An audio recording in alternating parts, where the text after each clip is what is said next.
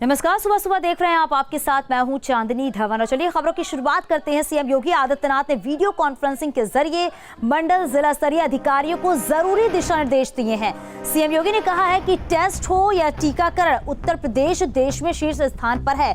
नवंबर के आखिरी तक 100% लोगों को पहली डोज लगाने का लक्ष्य रखा गया है और ऐसे में हर दिन 25 से 30 लाख डोज लगाने का लक्ष्य रखा गया है और हर जिले में रात 10 बजे तक टीकाकरण का काम हो।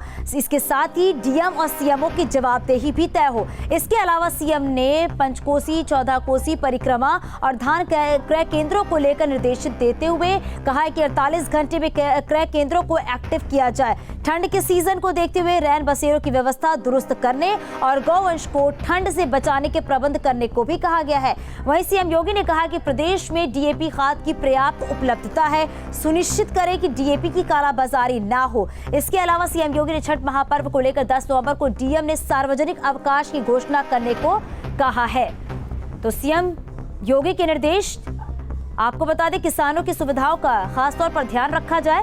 इसके बाद गौवंश को ठंड से बचाने के प्रबंध किए जाए, रैन बसेरों की व्यवस्था को दुरुस्त किया जाए, डीएपी खाद की कालाबाजारी ना हो, इस पर भी ध्यान दिया जाए। छठ पर्व पर सार्वजनिक अवकाश भी रहेगा, ये सीएम योगी आदित्यनाथ ने निर्देश दिए हैं। 10 नवंबर को सार्वजनिक अवकाश रहेगा। डीएम फैसला लेकर जारी करेंगे आदेश। तो बड़ी खबर इस वक्त की, कार्तिक पूर्णिमा पर भी सार्वजनिक अवकाश रहेगा और डीएपी खाद की कालाबाजारी ना हो। तो तमाम जो बड़ी बातें हैं वो सीएम योगी आदित्यनाथ की तरफ से की गई हैं और इसके साथ ही साथ अधिकारी को निर्देश भी दिए गए हैं कि जो भी काम किए जा रहे हैं उसकी प्रॉपर मॉनिटरिंग होनी चाहिए। और आपको बता दें कि डीएम फैसला लेकर जारी करेंगे आदेश। सीएम योगी आदित्यनाथ के अधिकारियों के साथ बैठक में तमाम बड़ी बातें जो है वो यहाँ पर की गई हैं। टीकाकरण को लेकर बड़ी बात की गई, रात 10 बजे तक टीकाकरण होगा। डीएम और सीएमओ की जवाबदेही यहाँ पर तय होगी। हर दिन आपको बता दें कि 25 से 30 लाख डोज का लक्ष्य रखा गया। हमारे सहयोगी अनिल यादव हमारे साथ फोन लाइन पर जुड़ गए हैं। अनिल, सीएम योगी आदित्यनाथ की तरफ से कई बड़ी बातें कही गई हैं, हालांकि निर्देश भी दिए गए हैं टीकाकरण को लेकर, चाहे बात हो या फिर छठ पर्व पर 10 नवंबर को सार्वजनिक अवकाश की बात हो। बिल्कुल, देखिए, छठ पर्व पर पहले भी सार्वजनिक अवकाश होता था, लेकिन जब ये नई सरकार सत्ता में आई तो वो छठ पर्व का सार्वजनिक अवकाश खत्म कर दिया गया। लेकिन अब चुनावी वर्ष है और चुनाव ज्यादा दूर नहीं है, तो इसलिए छठ का जो अवकाश है फिर से बहाल कर दिया गया है।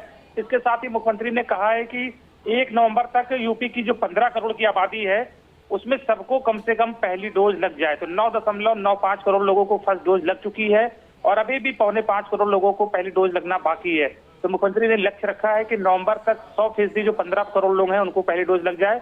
ऐसे में रोजाना 25 से 30 लाख डोज लगाने का लक्ष्य रखा गया है और हर जिले में रात के 10 बजे तक टीकाकरण जारी रखा जाएगा, जिससे कामकाज करने वाले लोग भी अपना कामकाज खत्म होने के बाद टीका लगवा सके। तो टीकाकरण बहुत तेजी से चल रहा है और लगभग 10 करोड़ लोगों को लग चुका है और 5 करोड़ लगने को और बाकी है। और 1 नवंबर तक नवंबर महीने तक लक्ष्य रखा गया है कि नवंबर महीने में ही 15 करोड़ लोगों को पहली डोज कम से कम लगा दी जाए।